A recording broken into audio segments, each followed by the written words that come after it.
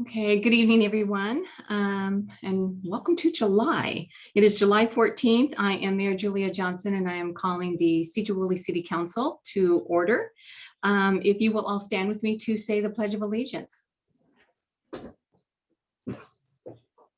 I pledge allegiance to the flag of the United States of America and to the republic for which it stands, one nation, under God, indivisible, with liberty and justice for all.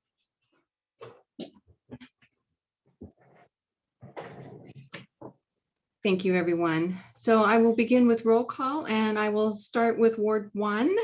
Brendan McGoffin. Present. Should have said council member. Sorry about that, Brendan. Council member JoEllen Kesti. Present. Councilwoman Sarah Diamond. Present. Councilman Glenn Allen.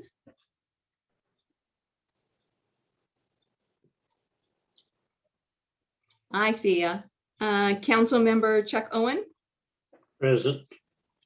Thank you. And Council member Karl DeYoung. Present. Council member Kevin Loy. Here. Thank you. Okay, and I see Cindy Verge is here. We're going to be hearing from her in a few minutes. First, let's move into the approval of the agenda. I'm looking for a motion. Madam Mayor, I make a motion to approve the agenda. Okay, thank you. Is there a second? Councilman Owen, I second. Thank you. So I have a motion by Councilman McGoffin, seconded by Councilman Owen. Any discussion? All in favor, signify by saying aye. Aye. Opposed, same sign. Okay, motion carries. On to the consent agenda, items 1 through 4. Do I have a motion? Madam Mayor, I make a motion to approve the consent agenda items 1 through 4. Thank you. Do I have a second? I'll second, Madam Mayor.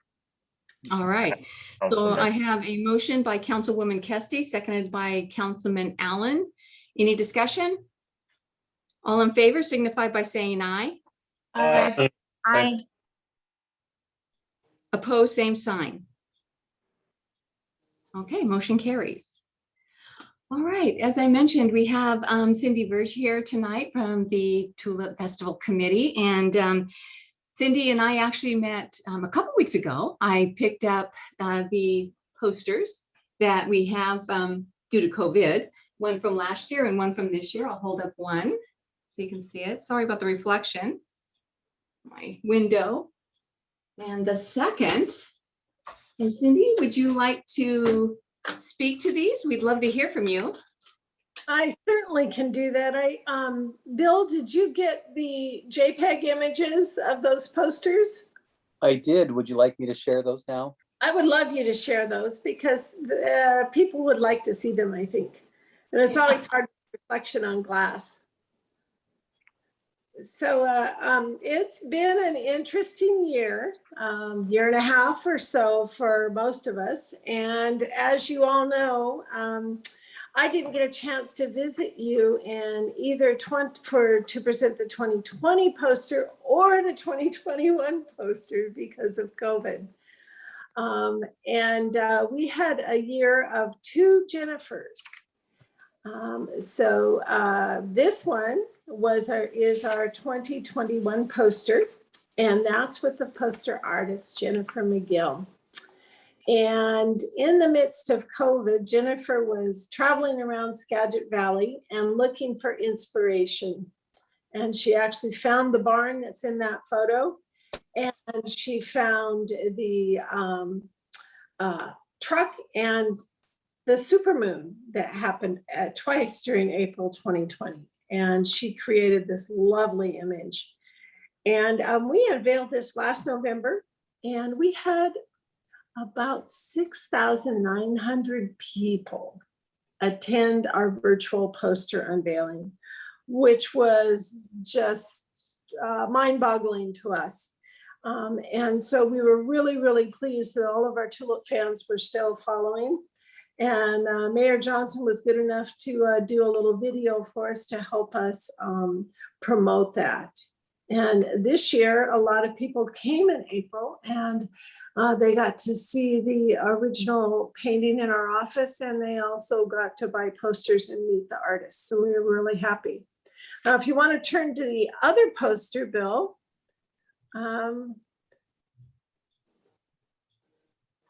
This one is by the artist Jennifer Bowman. And Jennifer was our 2004 poster artist, and we brought her in again. And her methods have changed a lot.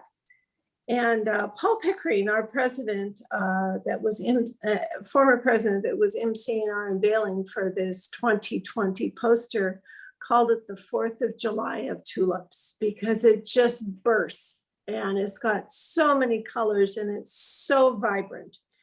And we love the poster. We were so excited. And then 2020 happened, and Jennifer's poster got to be enjoyed virtually by a whole bunch of people, but we didn't get a chance to really showcase the poster to all of our visitors. But we wanted you to have both of these for City Hall. And then if you would like, we can turn back to me, Bill. We just want to give you guys some updates about the Tulip Festival that we just finished. It had to be a mixture of virtual and reality because we were still, as you know, under a lot of restrictions for gatherings. And so we went virtual with our gala, and again, had a tremendous response. We had an auction, and we were able to auction off quite a bit of items, and it turned out to be a really good fundraiser for the festival. And when we ran our gala with the program and the singing of Jong, we had over 8,300 people attend on a virtual basis. And so that reached a whole bunch further than our 250 people that normally attend the event. So we were really happy with that. And then we had some people here.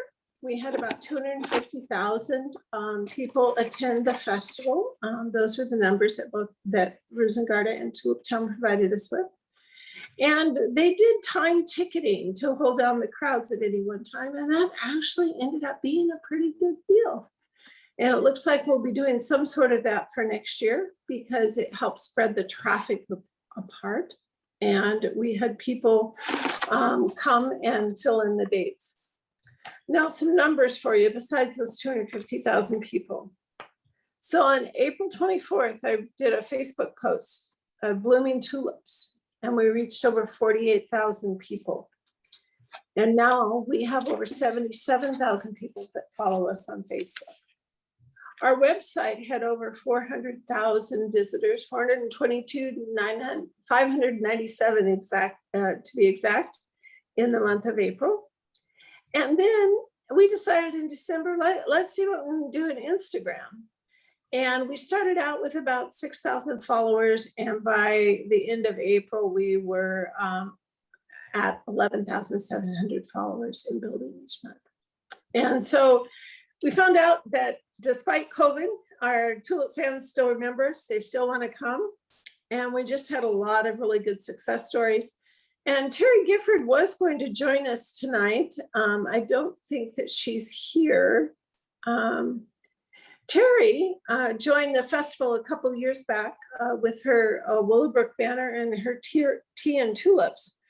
And she's a story that we hope that we can get more Sedro-Woolley folks to join us, because Terry started her tea and tulips, and we had to call her after her listing went live on our website in January because she hadn't established the links yet. And people were calling every day to sign up for her tea and tulips. And before April started, she had all the time slots sold out on her very first year on the festival website. And has since had similar success each year that she has been able to operate. And we would really like to see that happen some more in Sedro-Woolley, because we find that people come and they see the tulips and then they say, what else can we go do? How can we go and see things? And what else is there for us? And there's just some beautiful places, farms, gatherings, businesses up in Sedro-Woolley, and we'd like to involve more of you. So with that, if there's any questions, I'd be happy to answer them. I have a quick question for you, Cindy. So with the success that you had hosting your festival online, do you think you will continue to do something like that in hybrid form, allowing others who are at a distance to enjoy? We are certainly going to look at that. I know for a fact we'll do something with the unveiling because, gosh, it lends itself really well because you can tape it and rebroadcast that, and that was just really well received. The gala is a little bit more difficult because the gala is designed to get people together, and it's kind of hard to do a get together thing that works well as a video. But I'm sure that there is something we can figure out what to do. Some of our popular segments with the gala were one of our board members, Thomas Boucher. He was our ace tulip reporter that went out to the fields and gave updates. And we had several appearances by our ambassadors, and those were also very popular segments with our following. So that certainly sends a message to us that we want to do something to welcome those people from afar. And we know because we ran contests with everything. We had somebody from the Philippines that got a mouse pad. We had people from Florida and Georgia and Illinois and New Mexico and Mexico, all signing in and talking to us as we did those promotions. So it's something we don't want to lose. It's just a matter of, okay, now how do we do it? It's very exciting, Cindy. It is. Are there any questions for Cindy?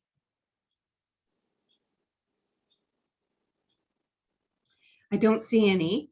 But Cindy, thank you so much for taking the time to come and share about the Tulip Festival. That I have to say, I'm just as surprised as it sounds like you were, or at least the committee was, with the number of people who from all over tuned in to see what was going on and to enjoy the tulips even from afar and to enjoy the festival from afar. And that kind of makes these posters that you give us year after year even more special, because when we look at them, it's not just this county, in my opinion, it's just that the county that's represented, but the world itself is watching. So that's really, I think that's very cool. It was very cool, and I think it surprised all of us, the success that we had with the online production, and it made it, all the effort that went into those video productions, worthwhile, and it was nice to see our fans still following us. Excellent. You know, I have to say, my husband and I were one of the people who made an appointment and went out and took in the tulips, and that was actually, I really enjoyed that. That was a fantastic way to do that. That's what we found too. Okay, I don't see anything else. So Cindy, thank you again very much and have a wonderful evening. You too. Thank you. Okay, moving on to staff reports, and I will begin with Fire Chief Frank Wagner. Good evening, Council and Mayor. Just a few things to cover tonight. Right now in the fire department world, we're looking at the impacts of House Bill 1310, which Police Chief Tucker has probably pulled all of his hair out now on, but on how the ripple effects come down to EMS and fire, and what things that we can and can't go into, and how our world is going to change going forward. Other than that, 50% of all the Skagit County residents are now fully vaccinated, according to Skagit County Public Health. So great job to all the folks involved there. There's a lot of pop-up vaccination sites throughout the county listed on their website going forward. Some of them at the Skagit Valley softball fields and Scat Transit in Mount Vernon, as well as some fire departments, if you know anybody that's interested.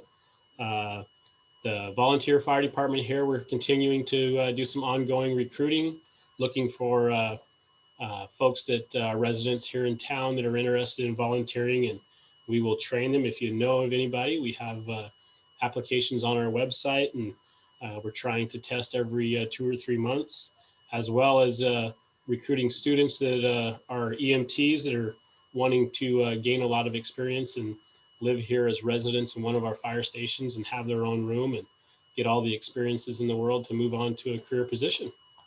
And that's all I have. All right, thank you. Chief Tucker. Thank you, Mayor. First off, haven't met since before the 4th of July, so I'll give you an update on our 4th of July festivities. We really didn't have too many problems. The parade went without a hitch, even though it wasn't really scheduled or planned for. We still managed it, and I think a lot of people had a really good time. There were a lot of people in town to watch the kind of impromptu Patriot Parade, and it went very well. We had the normal issues with fireworks, and I was out until about 1 o'clock in the morning helping the crew, talking to folks that were firing all of the illegal fireworks. And that was about it for the 4th. As Frank mentioned, we've got our ongoing issues trying to figure out, I guess, how to navigate the challenges posed by some of the legislative mandates that have come out. We've been meeting as all the chiefs and the sheriffs have been meeting together, going over how to do this process and train our new people. The actual effective date for a lot of this legislation is the 25th of this month, but we're already working under these new guidelines. There's challenges under several of the legislative bills that we're just trying to work our way through. I spent about an hour with United General Hospital talking about how this affects our relationship with them. We've talked a bit with the fire departments and how the changes have affected how we're going to be assisting them on calls. And it's just, there's a lot of work still remains to be done with absolutely no guidance from the state on how to do that. But I think we're doing a pretty good job of moving towards our own, I guess, seeking out each other's guidance on how to navigate these potential pitfalls. And finally, one thing, and I know the mayor's going to be meeting with the other elected officials on, is talking a little bit about moving forward. And it kind of goes along with the legislative mandates, but it's having more social workers involved in our first response to people in crisis. There have been approved 2 new positions that will be working with the embedded social workers who work with the sheriff's office. They're going to be mainly tasked with working with the cities, and that should be starting anytime now. So we're going to have access to an embedded social worker that will help us on some of our calls, and really some more long-term care for the people that we're dealing with who are in crisis. So we're looking forward to that. And we're looking at all the options. We had a mental health professional come up from Redmond yesterday and spent a couple hours with her at the Burlington Police Department with the Mount Vernon chief, the sheriff, and several other people, just to say, what does an effective embedded social worker type program or mental health counselor program look like, and some of the things it's going to take for us to get there. Interesting conversation, and it's still a lot of things up in the air. So I'll report more to you as I get more information. And that's all I've got. Oh, except for one thing, Councilman Owen, I did follow up on that thing you wanted me to follow up on, and I'll fill you in if I could swing by your house in the next couple of days. Thank you, Chief. You betcha. And that's all, Mayor. All right, thank you. I'll be curious to see how this does all play out, especially since you're being asked to pull out of a lot of situations, and yet we're bringing social workers in, and I don't know. We'll see how this all plays out. It's kind of Thank like you. one of those choose your own adventure books that the kids have. You get to the bottom of the page and you choose which direction you go, and it depends on which adventure you're going on. Hopefully it'll be the right one, right? Okay, thank you. Director of Building and Permits, John Coleman. Good evening. Thank you, Mayor. Well, as everybody can tell, there's plenty of building going on around town, so we're keeping ourselves very busy. Right now, we're working on some staff issues. We're still looking for a replacement building inspector, so that job is still open. And last week we had interviews for the new assistant planner who's replacing Catherine, who's going off to grad school in Norway. So Catherine's last day is tomorrow. And we had interviews with some young professional planners, and we have 2 finalists that we like so much that we had some follow-up questions for them to try to figure out who's gonna work for us. And we're still in that process. And I think that's all I've got, unless anybody has any questions for planning and building. Okay. All right, thank you, John. Director of Public Works, Mark Freiberger. Thank you, Mayor. Good evening, Council. I have a couple of things later in the agenda tonight that I'll spend most of my time on. Just to let you know, the Wicker Road and the Eastern Road overlay projects, which you awarded at the last meeting. We have the pre-con on the 23rd, and the construction work will start shortly thereafter on those projects. Probably about a 35-day project to finish up. And also you awarded the Fire Station 2 storage building, which we'll get that going as quickly as we can as well.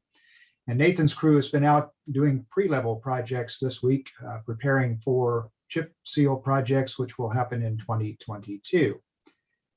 Other than that, I'll hold the rest of the thunder for later. I would like to just let you know that on the 28th, we'll be bringing before you our request for grant authorization to approve the match for the various TIB grants that are due on August the 13th. We have 3 projects in mind for that, which I've been talking about. The SR9 John Liner McGarrigle intersection project, an overlay project on Trail Road, and then also a sidewalk program grant to support the Cascade Trail project between Holtcamp and Hodgen Road that David's working on. We also are in the process of working with a sponsor to sponsor us for the TIB Complete Streets program, which is coming up due in September. That will be an opportunity for the city to be advanced $500,000, I believe is our limit this year, that we'll be able to use towards any kind of roadway projects that meet the Complete Streets criteria. We plan to predominantly use those for ADA improvements, which have been identified with our recently approved ADA transition plan. So that's all for me, Mayor, for the time being. All right, thank you, Mark. Director of IT, Bill Chambers. Well, been working on filling the IT specialist position behind Glenn, and got those advertised and on the website and on Facebook, and I think the notice in the newspaper goes out tomorrow, I believe. Implementing Exchange multi-factor authentication and deploying an automated security awareness program. So each of you will be getting notification with a short description of that program soon. It's going to help us kind of educate folks and help them to recognize phishing attempts and other types of potential malware or bad actors. Still doing the prep for the cemetery management software. Glenn's been working on that and will continue to work on that even when he transitions over to the fire department. His last day is tomorrow, I believe, with IT. So just want to extend my appreciation to him for all the hard work that he's done over the past few years and for continuing to help out while he makes the transition to fire. Let's see, working on the registration and configuration of our new Sedro-Woolley.gov domain. and just basic upgrades of computers on the replacement schedule, and lots of web updates. And that's it. All right, thank you, Bill. Financial Director, Debbie Burton. Thank you, Mayor. Good evening, everyone. I just want to announce that we have appointed Serena Minot as our new deputy clerk. As you may have heard, or hopefully have heard, Christine is retiring from the city at the end of August. And so I was excited to be able to offer this position to Serena, and I know she's going to do a great job for us. So we will be recruiting for a UB clerk position. So if you know anyone out there, be sure and watch the website. That'll open up. It's internal right now, and it'll open up to the public in a few days. We did see some impacts right away from opening City Hall on my staff, and so I appreciate we've got a temporary part-time person helping us until we have the opportunity to actually recruit for that part-time position as well. So we're excited to have John Casey aboard helping us in that matter. I want to personally thank Trina, who is on that. I know she's here helping, taking notes tonight. I want to thank her and really all of the finance staff for, really stepping up. It's amazing how things changed in a year, and a lot of things that you have forgotten to do and stuff like that. But I just want to recognize the hard work they're doing, and then I'm throwing a new employee in the middle of it, getting him trained. So I just want to appreciate everything that they do for the finance department, and of course for the city. I'm working with Nathan and Bill, and we are implementing an online reservation system via the website. So that is a lot of our visits and takes a lot of staff time. And so we appreciate and want to do that for those that want to come in City Hall. We have heard there are folks that would rather just try and do that on their own. So we're looking forward to getting that implemented. Probably won't assist us much this year, but hopefully in 2022 when we're really doing a lot of the reservations, that will definitely assist our staff. So that's pretty much it right now for the finance department. That's a lot. Thank you, Debbie. City Attorney Nikki Thompson. Good evening, Mayor and Council. I don't have anything that is of interest to the group this evening. All right, thank you, Nikki. And City Supervisor Doug Merriman. Thank you, Mayor. Good evening, City Council. Just a few quick things. Previous commenters have talked about some of our people transitions we have going on right now, so I won't go back over those, but it does make it an interesting day for everybody trying to transition jobs and doing that right at the same time we're opening. But everyone's doing a great job, just as Debbie said, and everything is going well. One thing that we do have going on right now is the city is working with the Center of Government Innovation, and who they are is a sub-branch of the State Auditor's Office. They will come in for no charge and help a city look at different functions you have going on. If you want to look for efficiencies, or if you have different things you see coming, they come and help you restructure your department. For example, if you're a city that has a lot of building applications in the pipeline, like we do, they'll come in and help you look forward a little bit over the horizon to see what's coming and help you set up your department and different things to get ready for that big wave of activity you're going to be having. So their representatives met with us and went over kind of the initial part of the project. This will involve pretty much the planning department, but that's just the hub of the wheel. It'll also connect to public works and finance as well. So as these new applications come in and we're going through all this new business activity, we'll be prepared in advance for that and really learn some good things from them. So we're excited to go through that process. We'll meet with them again in August, and that's when we get together and start putting the Post-it notes on the wall and line everything up on how we do work. And so that'll be pretty interesting to see. Money-wise, we do have a budget amendment in process. You saw this for the first read at the last meeting.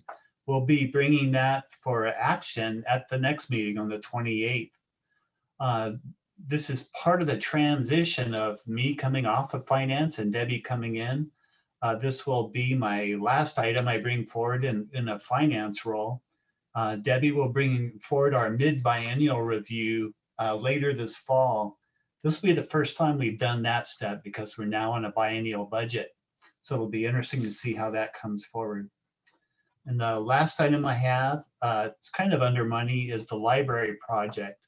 I've been working with Ryan Valdez at Valdez Construction, getting the final closing documents. We have some affidavits of wages paid and different things like that that they have to turn into us before we release our final retainage payment. We make sure everything's finished and everything before they get that last payment. We're looking at probably closing out the project. It'll probably be August before we get the last piece of that. I'll be putting together a final summary budget report so you can see how the project came out overall over time, and we'll be able to call that one good. So that's all that I have for you this evening. Great, thank you, Doug. Okay, moving on to council reports.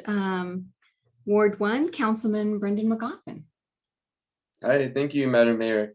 I'd like to first thank all of the city departments and personnel that helped with the 4th of July festival. I know a lot of people had a great job, or had a great time. And for me, I went to the rodeo, the parade, saw the chainsaw carvings, and it was great to see everybody out there smiling and enjoying each other. I did get some feedback after the parade, and I just wanted to share it with the council as, you know, a topic of discussion. And I'll just read a snippet of the email that I did get. It was a concern about some of the people in the parade touting flags that were of certain groups. So she said, the one flag I recognized was the 3%ers. I'm going to argue that the parade protest appeared to be city sanctioned. The roads were blocked off and staffed by city police, and there was police escort at the beginning and end of the protest parade, just like the normal parade. I responded to her and I said the police were there to provide public safety, and I think they did a great job. You know, they're working on the holiday to make sure that everybody is safe.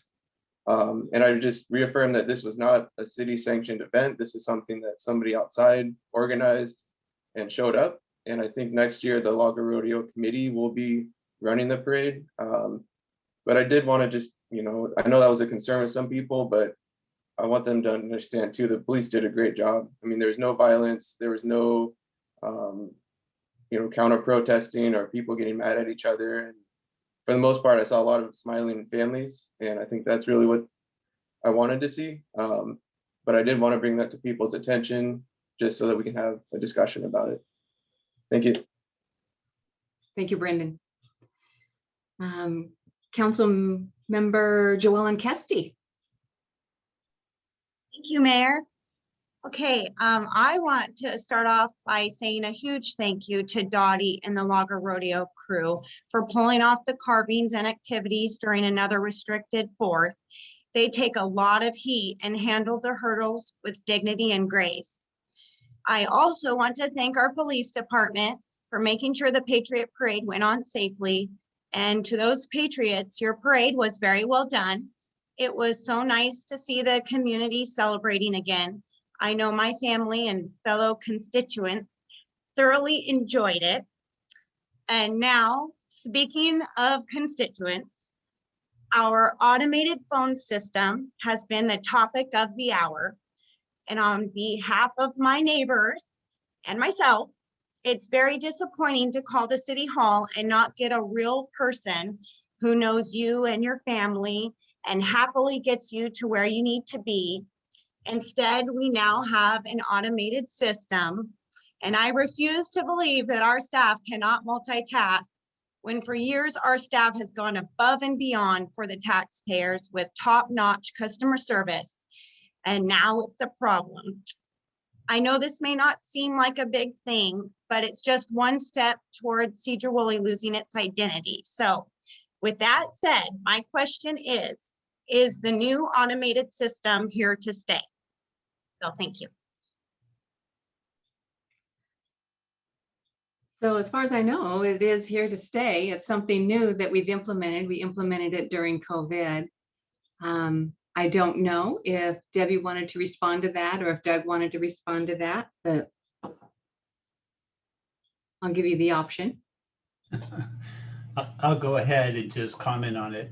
I know we've talked with staff already a little bit about some of the feedback, and so we do appreciate JoEllen's comments as well.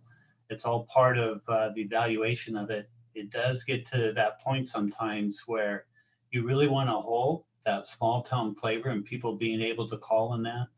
Unfortunately, sometimes efficiencies and things get in the way of that. But we do appreciate the comments, and it's good feedback to go as we look at this project.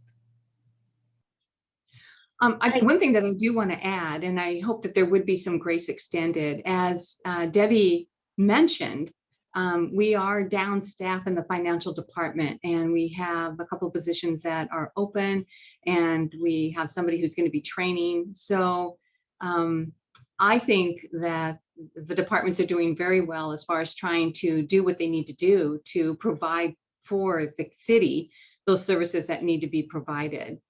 The feedback is good. I guess more exploration could be sought out as far as trying to figure out how we can maybe do this more efficiently.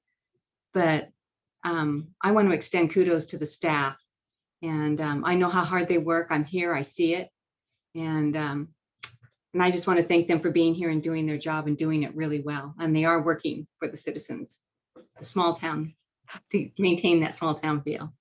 Mayor, may I comment just Absolutely. on one aspect? This is Bill Chambers, IT Director. I just want to reinforce the fact that the recording, at any point during the recording, during the greeting, they can press 0 to speak to anyone in finance. So it's very simple to bypass it. Thank you, Bill. Thank you. Okay, Councilmember Sarah Diamond. Good evening. I have just a couple things on my list here. First thing is I have been hounded, and I honestly cannot say that I disagree with them in that I'm looking for a date as to when city council meetings will be back in person. Right now, I am working with both Bill and Glenn. We're trying to figure out how we can do the separation and still provide the audio. There's more to it than just simply making a decision to come back together. And I agree with you. I'm really ready to come back too. I would like to see that happen. But with all sincerity, we are working towards that. And, hopefully it'll happen soon. Thank you, Sarah. Okay, so there's no date and there's no, there's other cities that are opened up and having their city council meetings and stuff in person. So I just am trying to have a good answer as to why. Oh, well, that's part of it, is trying to figure out how we're going to do the audio and how we're going to keep the separation. And I have heard from a couple council members who said they do not want to come back together until everybody has their vaccination. So it's trying to find that good fit, that good compromise where everybody feels comfortable and feels safe. So that's what we're working on. Okay. Yeah. Okay. The next thing I have is the phone systems. I did get a couple people that, just passing along as the messenger, have attempted to call City Hall, couldn't get through, got frustrated with the automated system and hung up. So I just encourage them, if they didn't want to go through the prompts or whatever, to go ahead and stop by and visit in person. If the doors are open, they by all means can stop by if they're able to do that. So anyways, it's something new there that people are not used to. They don't understand. They're used to hearing a friendly voice on the other end, pointing them in the right direction, and they don't have that. So there's been a little bit of frustration that I've heard. So again, I'm just passing that along. The next thing is I've had several people approach me, not only along the street that I live, but on the street with my neighbors, but over on State Street. So Ferry Street and State Street has been significantly overrun with people speeding and passing cars that are actually going the speed limit.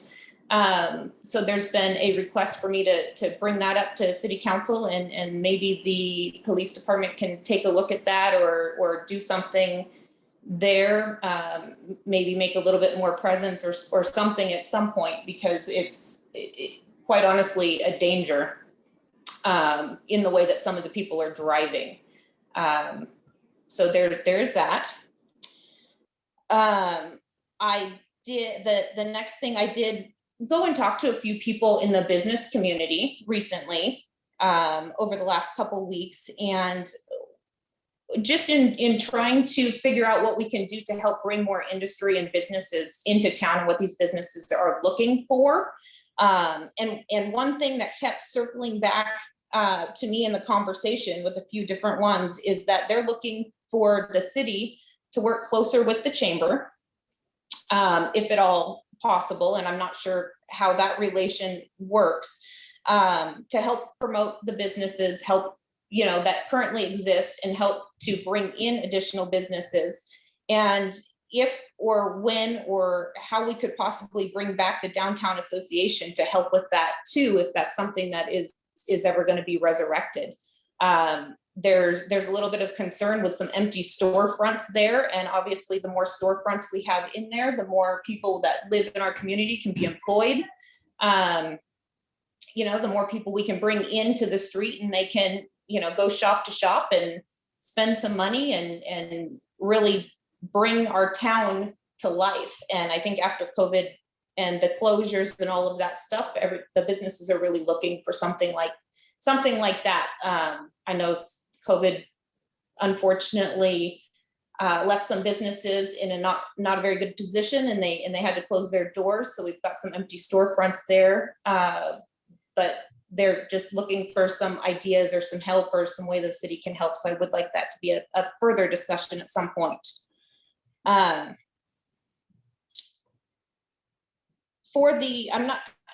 not sure how many people are in this group here on Facebook, but for the police department and for the fire department,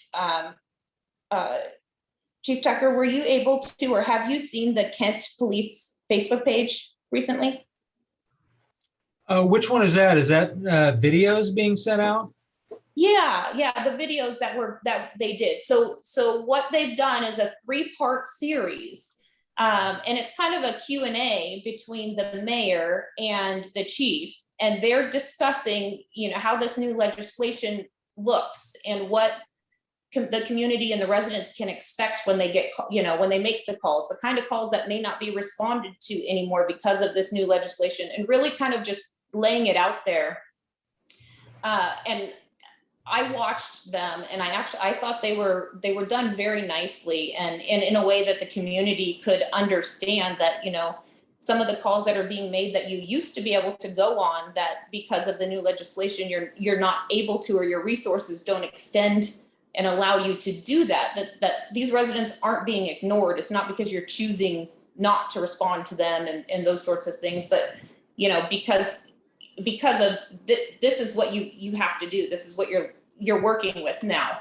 And I just thought that they laid things out fairly nicely in trying to explain some of this stuff that, many residents and community members may or may not be aware of.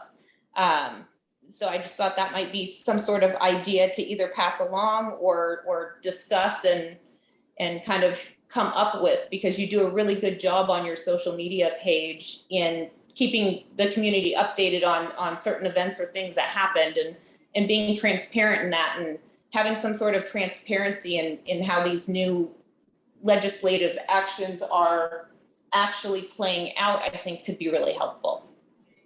Yeah, I watched a video on the Mason County Sheriff and the Shelton Police Department Chief did something like that, kind of introduced something like that. So we are absolutely looking at something like that, and possibly every 2 or 3 days putting out something with just some very simple, basic guidelines, kind of what I shared with council in the last packet. Okay, great. And then lastly, I just wanted to comment on the Patriot Parade. I live on the parade route.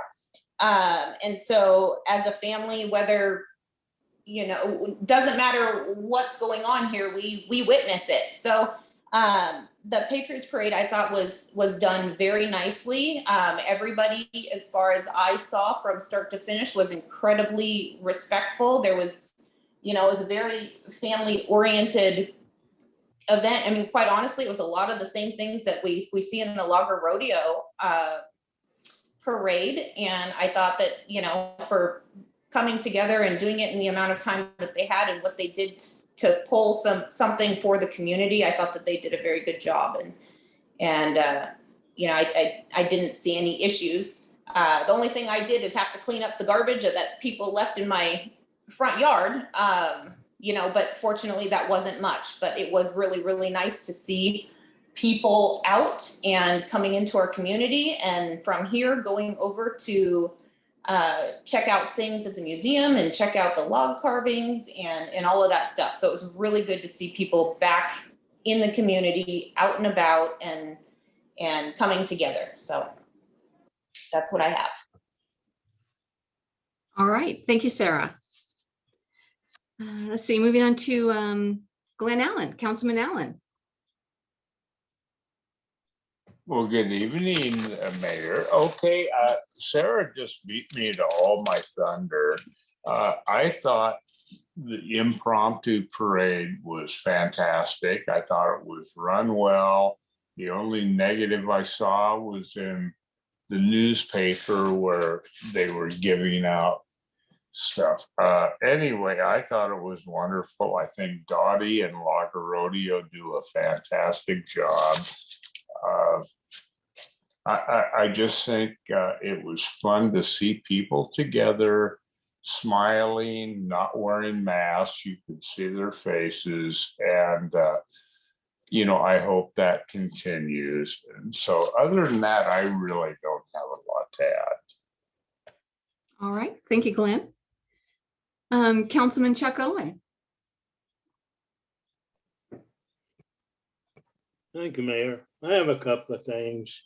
I'd like to remind everybody that COVID is not gone. It's still out there. My granddaughter, her husband, and their 3 kids have just went through that, and they were very sick. The health department tried to trace the source down where they contacted it, and they failed. They could not find it. So I myself try to stay away from crowds. And if I do have to go where there's people, I put my mask on. So it's out there, and I would remind everybody, don't become too lax, because it can contact you too. I don't want it. Another thing is, I agree with JoEllen. This phone system is confusing. I've had complaints, and I myself complain. I tried to connect to City Hall, and I got so frustrated, and I heard that 2T70, and I just hung the dang phone up and went down to City Hall. So I think there's got to be a better system. That's just my feeling now. There's a lot of elderly people in town, and they get confused real easy when they try to contact City Hall. So if there is any way, I think it could be simplified, and where everybody had the opportunity to call City Hall and talk to somebody, except I've heard that recording, and it reminded me of the COVID recording when you call a doctor at the hospital, and you hang up, you try again, you same recording. And that's just my feeling. And I'm sure that Doug and Bill can simplify that thing where people can call City Hall and talk to somebody.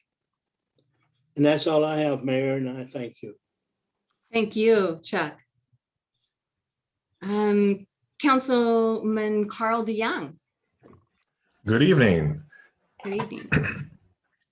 So really appreciate the work with the paving crew that's happening on 11th and on Warner.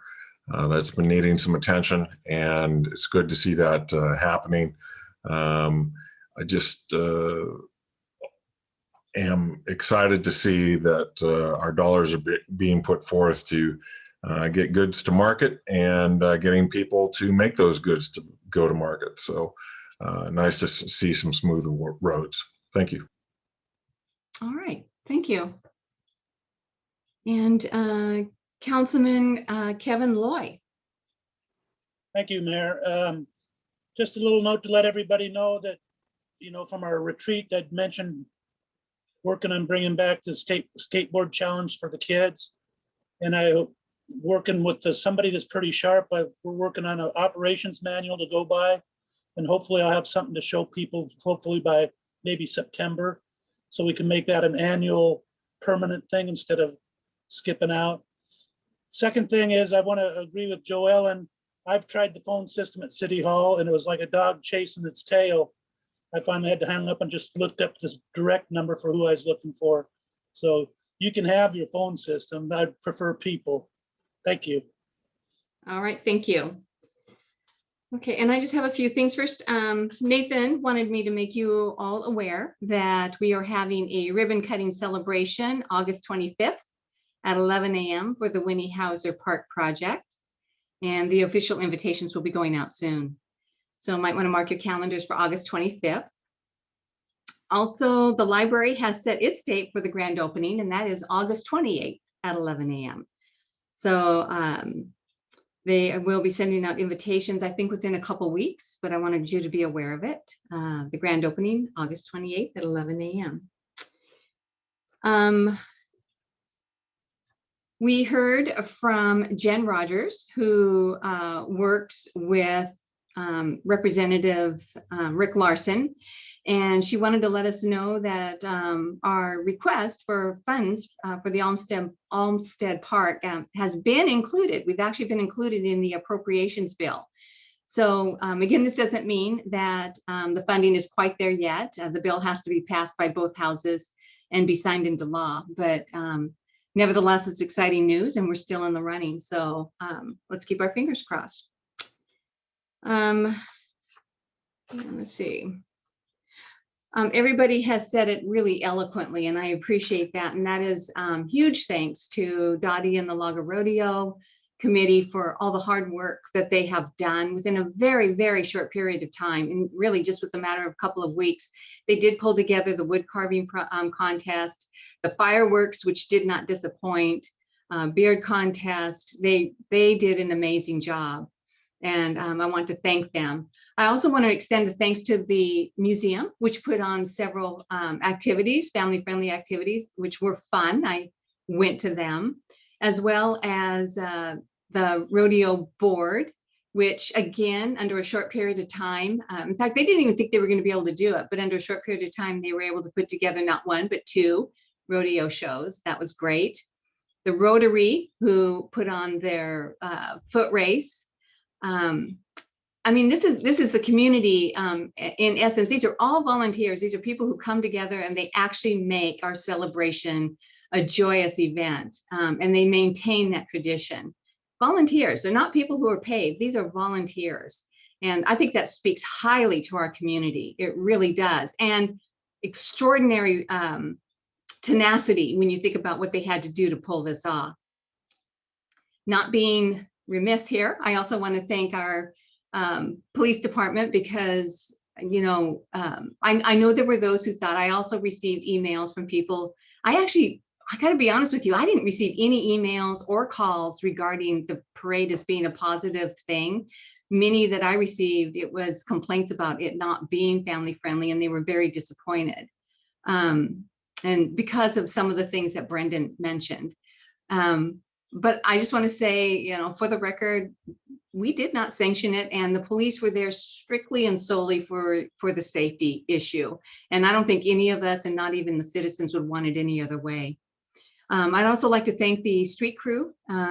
They really, you know, they put things together. They helped make this happen.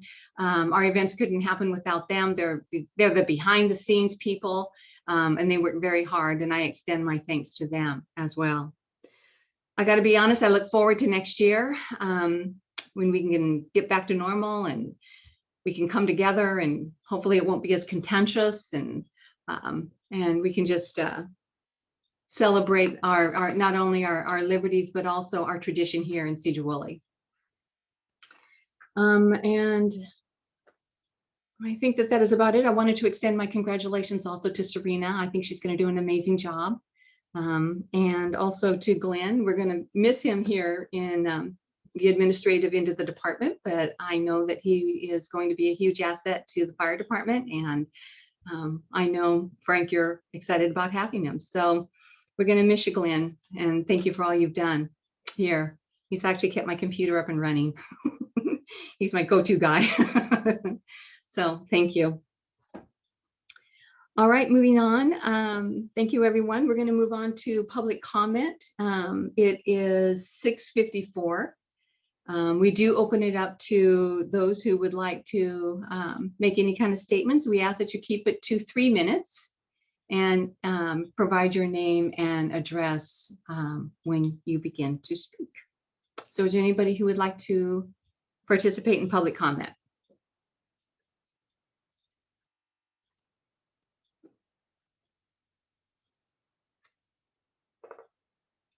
Okay, hearing none, I'm going to close public comment. Please note that you can also write in, email or write or call in your comments, and you can send them via email to the finance at ci.sedro-woolley@.wa.us.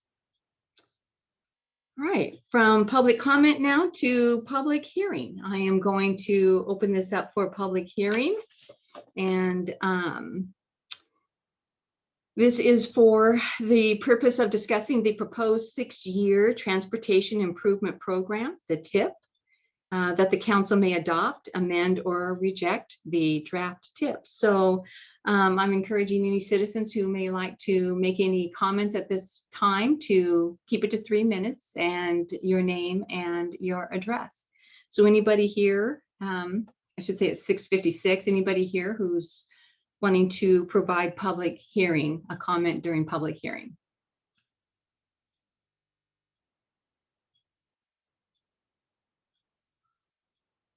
Okay, I don't hear any, so I am going to close this at 6:56.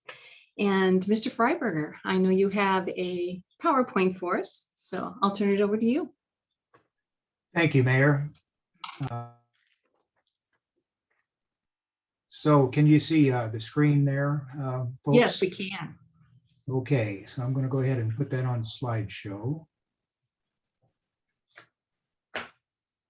So each year, all the agencies who are eligible for federal and state funding must submit a 6-year transportation improvement program. We submit our individual TIP to the Council of Governments, who then include that in the regional submission to the state, who then rolls that all into a final statewide transportation plan. This is a necessary component of being eligible for federal and state grant funding. And it's also a very good planning tool for us to use. And this year's TIP, and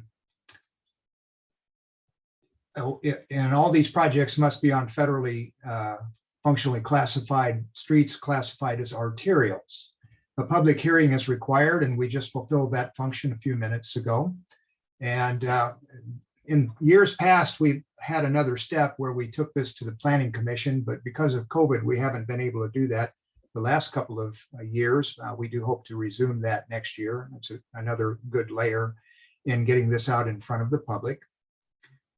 So what we have, the 2022 through 2027 TIP, that's the 6-year period. And then we also look at the additional 14-year period from 2028 to 2041. And these projects are projects that are identified in our comprehensive plan transportation element, chapter 3 of the comprehensive plan that was adopted back in May of 2018. The primary focus for the next 6 years will be funding and completing the critical transportation projects that we're anticipating will be necessary for traffic growth over the next 20 years. The main projects that are highlighted are the Jones-John Liner Trail Road Corridor projects. There are 8 projects in that scheduled to be constructed between 2021 and 2027. The SR9, SR20 Township Intersection Improvements Project, which is in, we have actually received the final bid plans for that. That's been submitted to DOT for their approval, and we're hoping to go to add for that project in September of this year, award it later this year, and construct and finish it in 2022. That's a project, as I've mentioned before, that has been affected by COVID. The parts, especially the traffic signal poles and the controllers, are about 8 to 10 months out now due to supply chain issues that are affecting the industry in general. The John Liner Road Bicycle Pedestrian Improvements Project, which we have federal funding for. That's another focus project. And then we are also designing internally the next phase of the SR20 Cascade Trail project from Holtcamp to Hodgen. That will be designed and right away secured over the next year, and then construction funds are available for that project in 2023. And then the other focus project, I'll talk about at some length, is the SR9 Township and John Liner and McGargle Intersection Improvements Project. That's actually a project that we focused on for the county ED grant that we received $250,000 for, and will be one of the projects we submit to TIB when that is due in August the 13th. So more on that one at the next council meeting. Secondary focus for the next 6 years and ongoing is maintenance of our existing arterial streets via our overlay program. We have been budgeting $100,000 per year. Generally, that's been from the Transportation Benefit District. Over the last 2 years, with the uncertainty due to I-976, we actually used REAP funds for that. But the TBD is still available at this point and will be used next year for that purpose. As I mentioned, the REAP funds were used for 2021. And the third focus of the TIP is update for ADA ramps and sidewalks citywide in conformance with the American Disabilities Act and our own adopted ADA transition plan. Just a couple of slides. This is from the comprehensive plan updated for recent events. This shows projects that are on the TIP that are on the state system, Highway 9 and Highway 20, that are in the plan. I didn't update this one specifically for this meeting, but we have completed the West Lane widening on Highway 20. Project S15B was completed this spring, and that was in support of the county's behavioral health location. Some other plans, projects that are on here, I just mentioned the Township Highway 20, Highway 9 Township project, that's S16, and then S17 is the Highway 9 John Liner project. These are the local arterials that are included in the plan. And as I mentioned, the main focus is on the Jones-John Liner corridor. That's a series of 8 projects that runs from Highway 9 across town and then connects back to Cook Road via an extension of Trail Road. And just to kind of focus in on that just a little bit, the section C9B is actually built, and that has been built by the developer of the Garden Meadows plat, and that road is now turned over to the city. This slide just shows a combination of those projects that are eligible for impact fee assessment. So we can use impact fees from growth from development projects to fund these projects. And this is a blow up of the Jones-John Liner Trail corridor, which you've seen before, these 8 projects making up that corridor.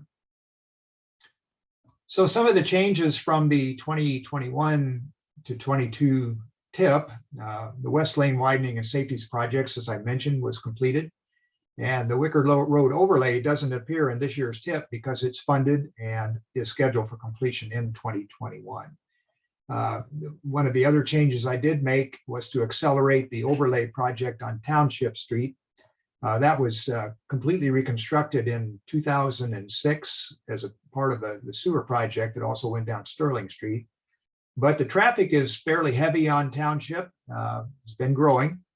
And so it is showing signs of wear. And so we've accelerated that one from the previous position, which was down the road a few years, to closer, moved it in for 2026 and 27. Let's see, just comparing this year's version of the TIP with the previous, there were 19 projects last year. Now there's 18, very comparable. I won't go into detail on this. You can find it in the memorandum, but there were some other things that have been moved around, such as the intersection project at 20 and 9. We moved that from construction year 21 to 22, again, because of the materials access issue with that. And we have rescheduled the Township Highway 9 and John Liner project from 22 to 23 for funding purposes. And the other ones kind of follow in the train of that. The other revisions that are throughout the plan consist of updated engineers' estimates and then changing things around schedule-wise to meet current funding expectations. So the broader range TIP, the 27 to 2040 list, we've moved some projects around, as I'd mentioned. There's no new capital projects shown in there that were not in the previous version. And I have added a new overlay project, an unnamed one, for 2041 as the TIP moved into that new year. And again, I've moved projects around to meet funding and updated the estimates. And we had 38 projects in last year's 27 to 40 TIP, and this year we have 36. This is a detail sheet that shows the previous year's construction year in the gray shaded bar, and then you can see the 2021 to 27 version of that. Or excuse me, this is actually the last year's. I apologize for that. Okay. But anyway, that detailed list is in your packet for the 2022 to 27.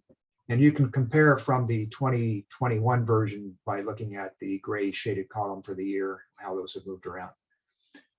We also include in our TIP planning a look at the citywide projects. And again, these are mostly the sidewalk and ADA transition plan projects, which are included in our budget for our overlays and our arterial projects. And then I already spoke about the overlay and the street improvements projects that we do from both for both the local access streets and the arterial streets. So that's basically it. If you have any questions on the TIP, I'd be glad to try to address them. Does anyone have any questions for Mark? I just want to double check. All these projects are showing you that the 6-year plan is still asking for financing and has not been provided yet, correct? That's correct. This is a necessary component for seeking funding, as I mentioned. As projects do move from looking for funds to actually being funded, when they're obligated, when we actually obligate federal funds, they actually go off of the TIP. So oftentimes you'll see that a design phase has gone off and then a right-of-way phase and a construction phase may still be on there. But that's how these work. Thank you. Okay. Are there any other questions, comments? So Okay, this again, is this is the first read, so we're not looking for action tonight, and we'll bring this back to you. I'm assuming that we're going to bring this back at the next council meeting. Is that correct, Mark? Yes, Mayor, that will be back on the 28th for action by the council.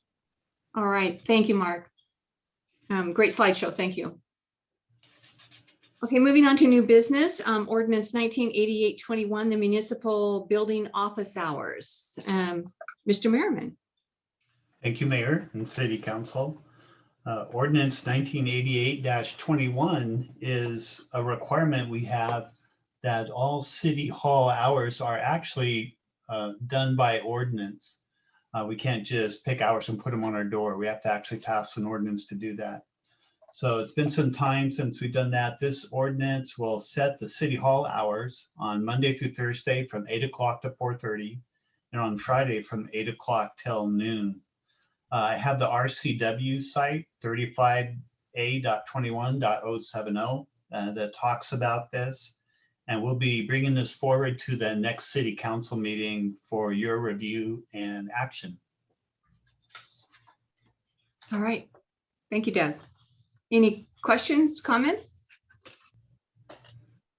Okay, moving on to ordinance. I'm sorry. Sorry, I was trying to get my unmute button. This is Oh. JoEllen. Yeah, And, JoEllen. one of my problems with that time is the Friday closing at noon. I disagree with that. I get closing at 4:30, but for the constituents being able to get in and having to be there by noon, I would have a problem with that. That's Okay. just my thought. Okay. Madam Mayor, Yes, Mr. Allen. are you done, Councilman Kesti? I think it's really a big affront to the taxpayers to cut 10% of their time to go in. If things are so busy, they're not just busy for the city, they're busy for all the construction people, roofers, and everybody else. I think the citizens deserve City Hall to be open 40 hours a week. I think it's a real disservice and a slap in the face to the people from Sedro-Woolley to put certain people above them. So anyway, that's my thoughts. Okay, thank you. Mr. DeYoung. This is Councilmember DeYoung. I also would echo Friday closing is something I would question. Are we making that up on a Saturday so folks that working folks will be able to get on a Saturday then? I understand other towns around us are open Friday afternoons as well. So I'm just trying to see where the best practices are in our culture.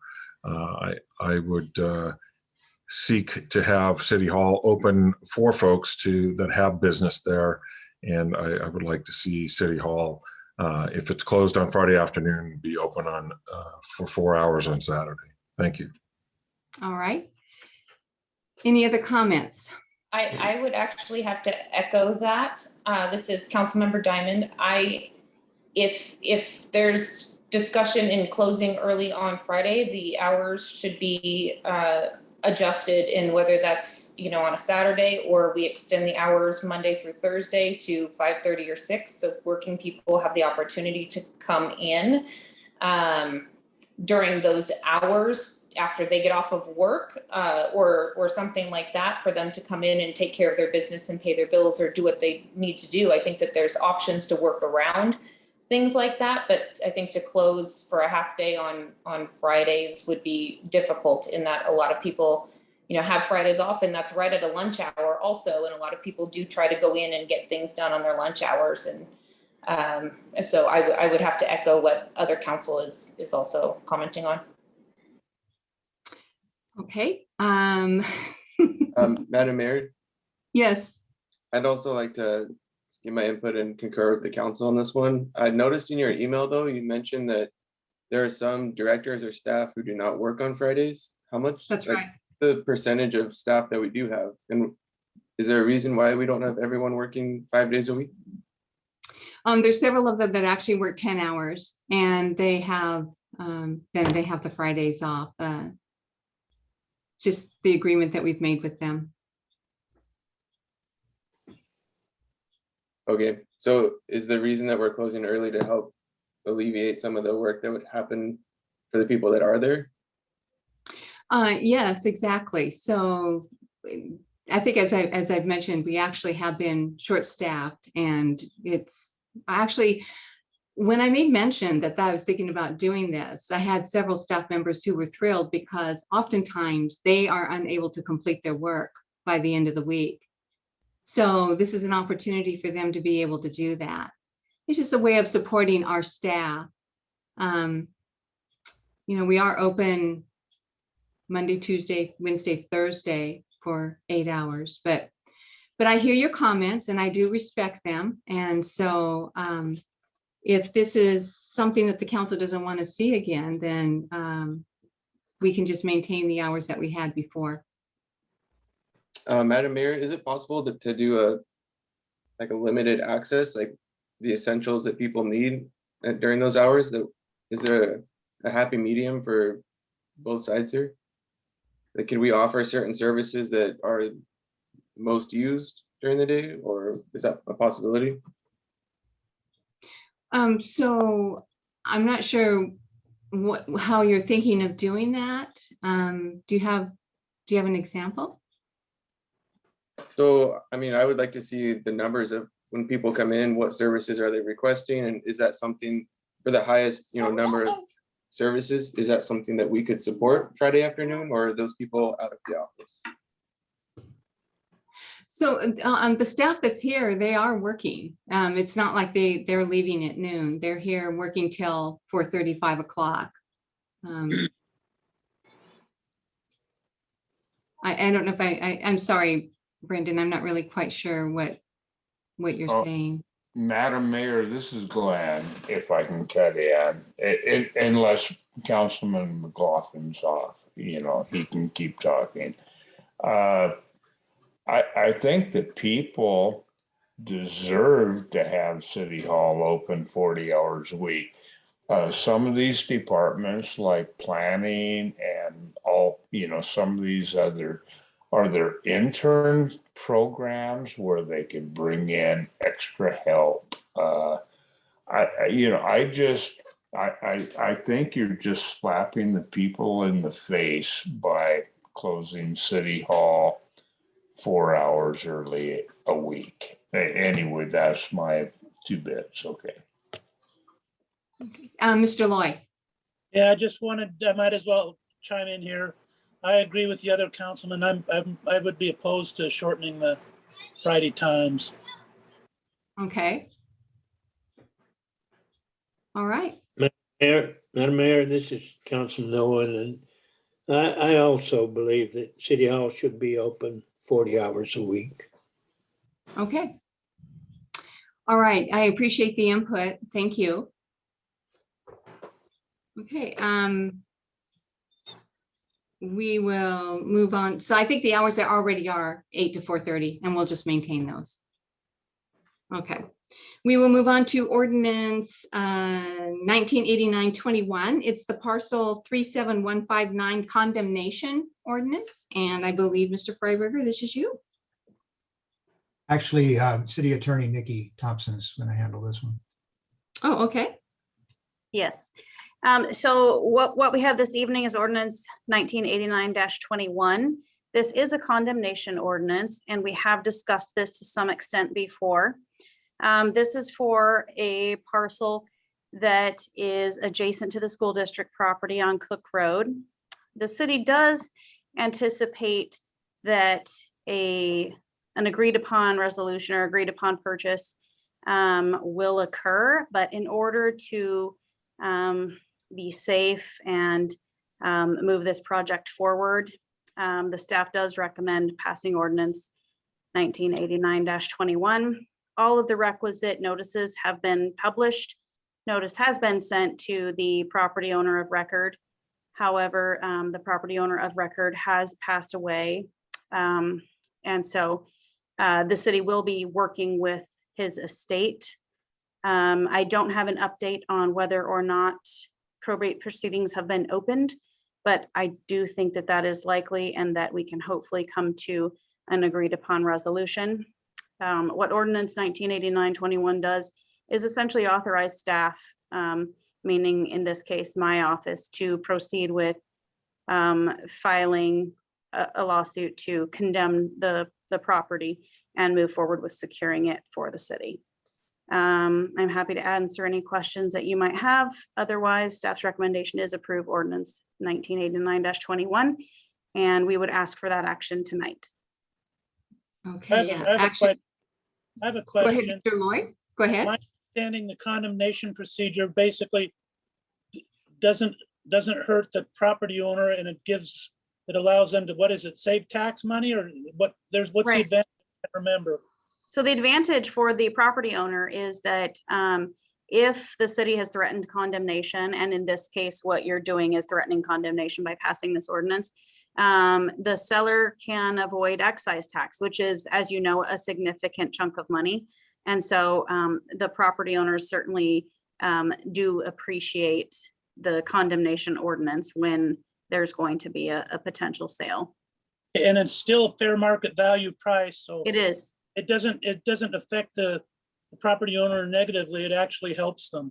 Correct. It is still fair market price. We do have to use appraisals, and if the need arises, we can argue about appraisals if their appraisal differs from ours. But it does require fair market value.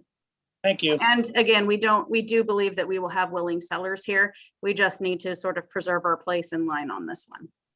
Okay, Madam Mayor. Well, just a moment, Mr. DeYoung was ahead of you, Mr. Oh, Allen. okay, I'm sorry. Thank you. Thank you, Madam Mayor. I move ordinance number 1989-21, an ordinance of the city of Sedro-Woolley, Washington, authorizing the condemnation, appropriation, taking on damaging of lands and other property with all necessary appurtenances and property rights for purposes of establishing a north-south connection between Cook Road and FNS Grade Road that will ultimately extend to Jones Road. This ordinance directs city attorney or designee to prosecute the appropriate legal proceedings together with the authority to enter into settlements, stipulations, or other agreements authorizing payment thereof from the city's general fund and from other monies that the city may have available or obtained for the acquisition, establishing an effective date.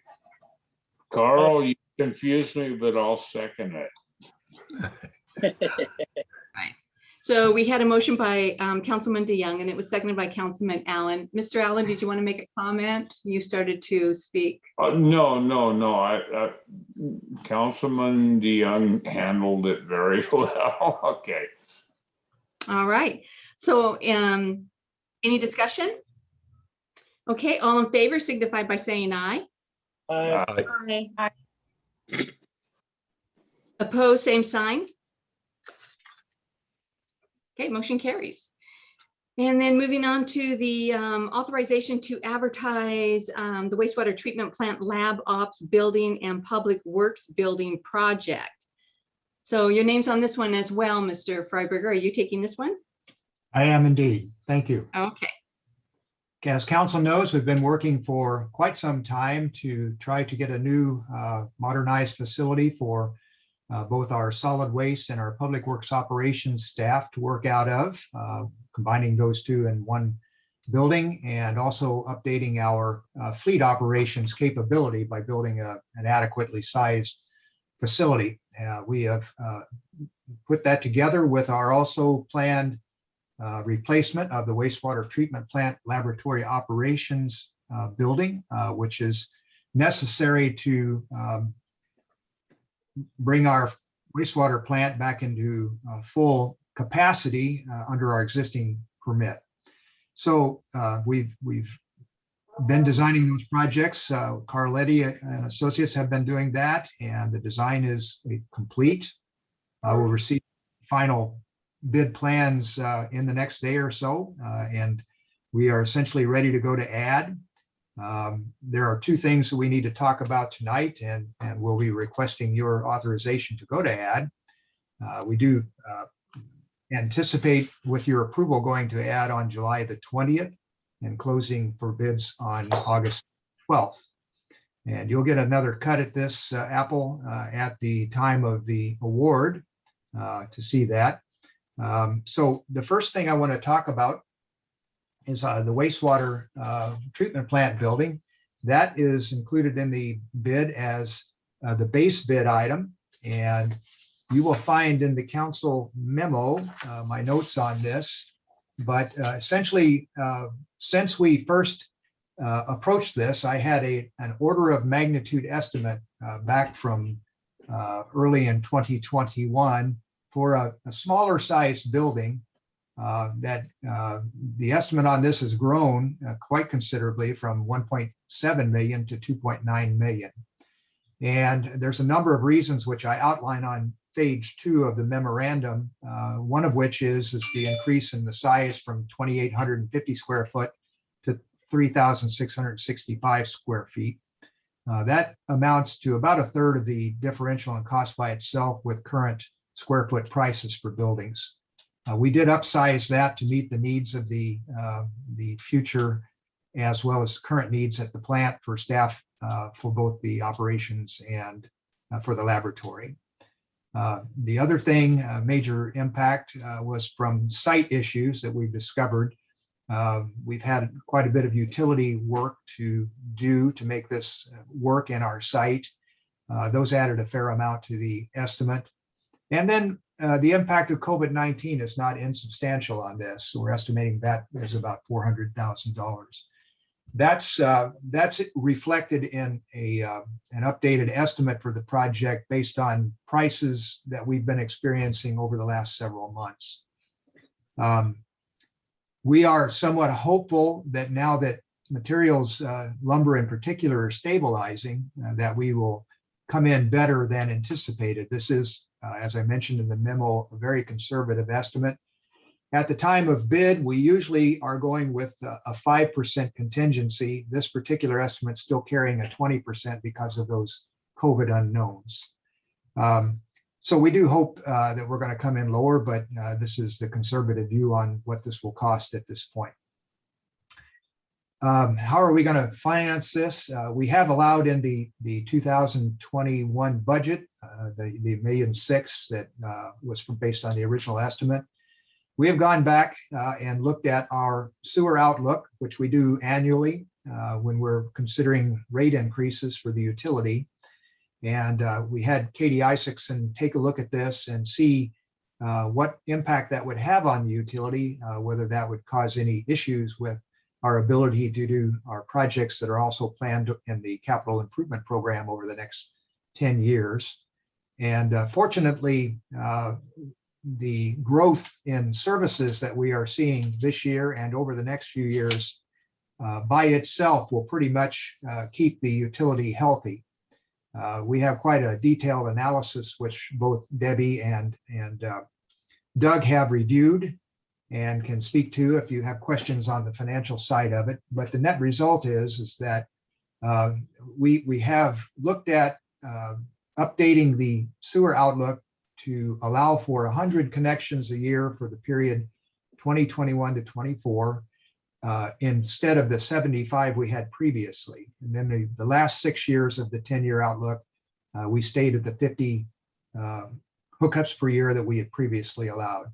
Making that one change basically allows us to add the additional funds to build this building, and it does not affect negatively our ending fund balance projections. We stay well above our minimum fund balances, and we're able to complete our capital improvements program as anticipated, which does include within that 10-year period the planning for and the start of the upgrade, the next upgrade of the wastewater treatment plant, of which this project is a necessary adjunct, by the way.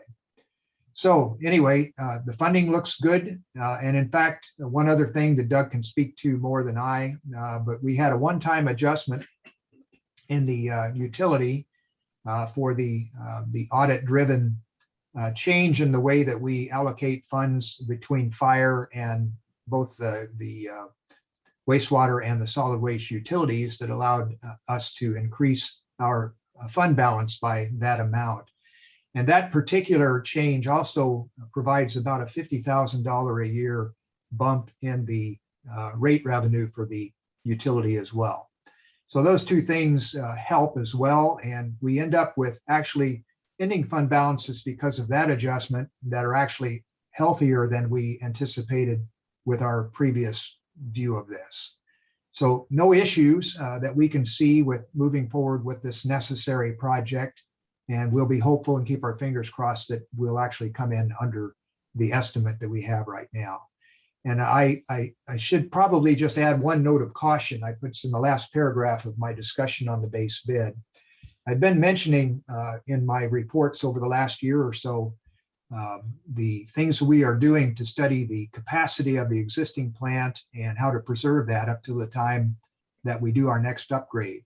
And one of the things that's been troublesome for our operations are biosolids part of the operation. That's the dead microbes that result from the end of the process that we basically we solidify those, and then we currently haul those to Boulder Park for land application. We've been having some problems over the last 2 to 3 years in keeping the biosolids coming out of our process above the Class B limits that we are contracted to meet when we take the product over there. And so we've been exploring ways to fix that. And we've already done some of those. We've improved the aeration system in the plant with some projects that we completed last year. They have helped, but they have not completely solved the issue. And so we are still undergoing some additional analysis with Brown and Caldwell, our consultants' assistants, on what else we may need to do. Their initial analysis was if we fix the aeration problems, we should be able to meet our plant limits for the biosolids. The impact of that is an operational cost. They still will take the biosolids. They don't reject them, but they have to do some additional treatment on site. They basically have to windrow them and let them air out for 2 or 3 months and retest them before they can land apply. And they charge us more for that. So it's an annual charge that we have to incur. It's about 20%, I believe, above what we normally pay for that. So it's not huge, but it is a cost that is added to our system. We have budgeted for that for the next couple of years, just not knowing whether we would be successful with that upgrade. So why am I telling you that? It may result in us needing to add another digester to the system in advance of the plant upgrade. We would almost certainly have to do one with the upgrade anyway, but we may have to do it sooner than that. I haven't put a number on that as yet, but I'm comfortable in saying to you that we will be able to fold that into the utility without any major impacts, and I will keep you up to date on that as we go forward. I just don't know enough to definitively say how that's going to go, but I can tell you that the utility can handle that adjustment when it comes up. And I'll know that in the next year or two as we continue our testing down there. So for tonight, we do recommend that you authorize the advertisement for bids for the base bid part. I've explained that. Now I'll go on and tell you about the alternate 1 and alternate 2 parts. Alternate 1 and 2. In fact, I should share my screen if you'll give me just a second, and I will bring up the picture of the plant. Let's see.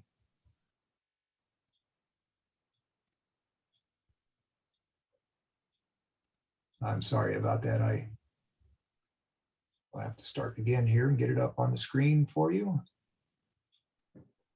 Okay, can you see the diagram of the site? No, it's not there, Mark. Oh, let me close this and try it one more time. Sorry about that. No, no worries.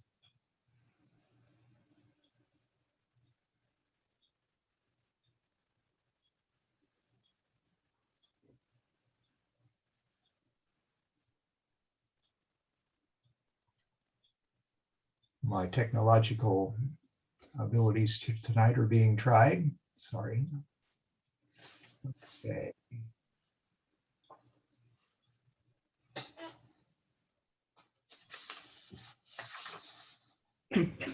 Bill, are you online tonight? Yes. I am not able to expand the banner view of this so I can get back to the screen and push the share button. So is it on the packet? No, it's not. Well, okay, I can verbally explain it if I can't get this to open back up. And it doesn't appear I'm going to be able to. You might want to look at sharing the screen versus the document, or vice versa. Yeah, I can't get back to where I can get the share screen function available. That's the problem I'm having. It's in a reduced view here. Click on the little zoom icon at the bottom of your window there, the little blue camera. Do you see it? Yes, I do. So when you click on that, and can you expand it? Let's see here. Oh, that was going to close me out of the meeting.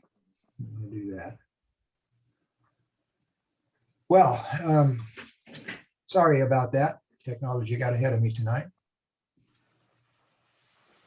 So at the treatment plant, the proposal is to build the wastewater treatment lab ops building on Alexander Street, just across from 5th, and directly across the small parking lot will be the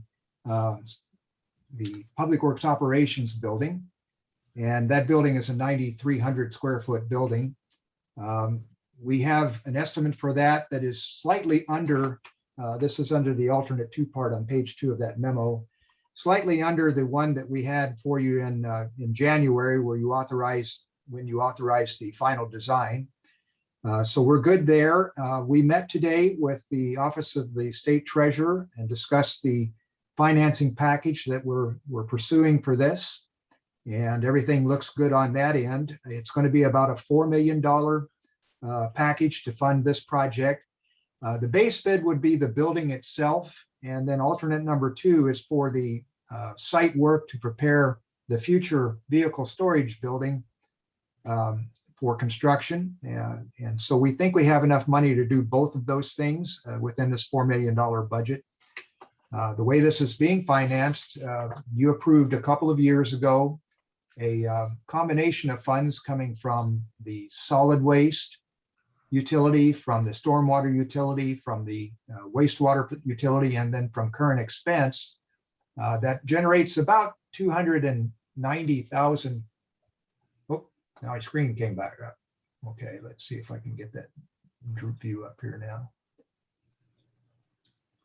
I still don't see the, okay.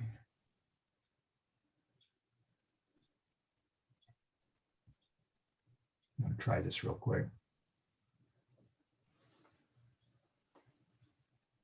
Well, now my drawing is. Okay. All right, so. Okay, can you see the site view now? Yes. Okay, thank you. So just backing up a little bit to put this in perspective for you. This is the wastewater treatment plant. The main entrance is just above the screen here. And this is the existing parks building that will be demolished as a part of the project. The new lab ops building will go to the west side of that site. The new solid waste fleet building will go across the parking lot from that. And it has site improvements that are surrounding it. That is bid alternate number 1. Bid alternate number 2 is the grading for this larger site, which will allow for the future vehicle storage building. So those things. So back to the financing. The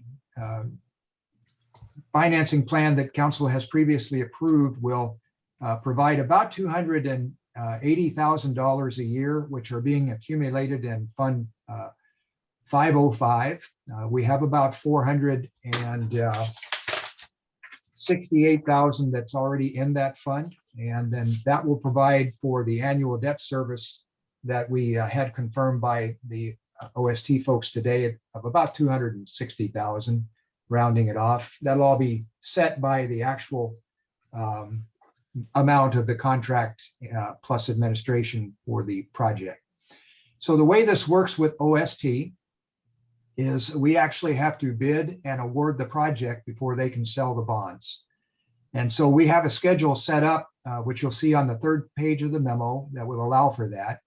That is tonight, if you approve award of the advertisement of the bids, then we would advertise on the 20th of July, close bids on August the 12th. And we would have an award memo to you for the August 25th meeting.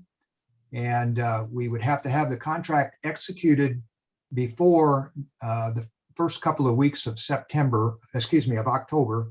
So we're looking at contract execution by September the 10th or within a week or so of that. And then once that's done, we provide those documents to OST and they will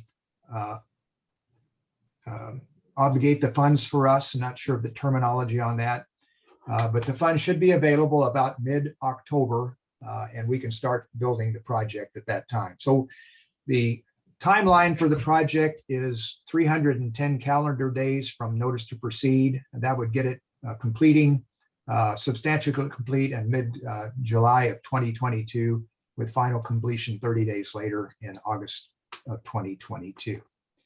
So that's how that particular schedule works. And the overall project value, including the construction contract, is $6.9 million. The actual construction contract itself is a bit less than that. It's about 6.1 million. The rest of that are engineering costs and the construction management, permits, utility hookups, those kind of things to make up the total budget.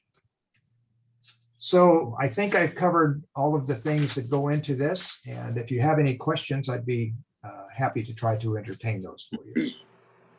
I've got a question for you. At the beginning, you said something like the anticipated cost is 1.3 million more than what you originally thought. And then the rest of your speech, it sounds to me like there's enough income, the plant provides enough income so there will be no raising in taxes or no raising in fees to cover this? There will be no increase in what we had already planned to do. You will remember that we've been recommending a CPI increase in the rates annually. That's the purpose for the updates we do with the sewer outlook yearly, to verify that and bring that to council so that we can stay the course on that. That's important to continue because that will generate the funds to have in the bank ready to build the major upgrade that's coming up in the 2027-2028 window with our current projections.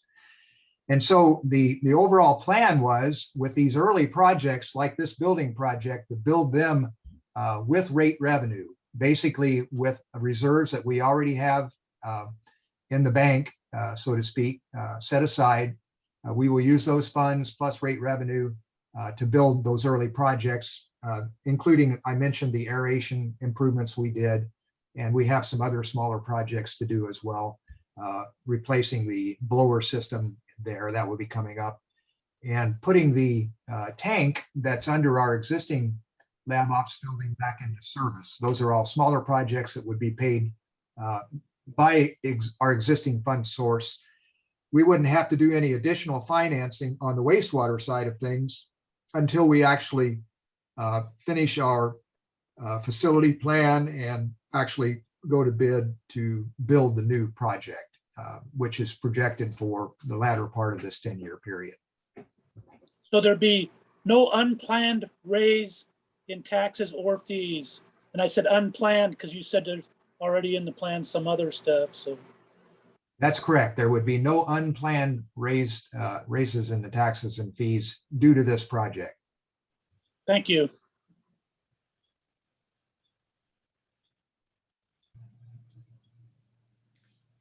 Okay, Mark, have you completed your presentation? So that's everything to present. If you don't have any other questions, we would request your authorization if someone would so choose. Mark, I do have a question for Councilman Allen. Yes, sir. why was there the big increase in the size of the building, and why wasn't that proposed in the first time?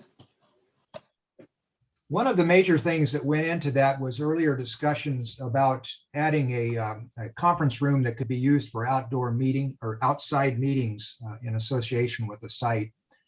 That was originally stimulated by discussions we had about being able to partner with Sedron to put one of their units down there. By the way, that's still in play. Or city council meetings? Well, it's not that big. It's a conference room about the size of the one we have in the building and planning area. So just a small conference room, basically. But that added some of the footage, and the other footage was just added to accommodate the expanded needs for the laboratory operations itself. So anyway. Yeah. Madam Mayor, Yes. I would Councilwoman- happily make the motion to authorize Public Works to advertise for competitive bids for the wastewater treatment plant, lab ops building, and Public Works building project.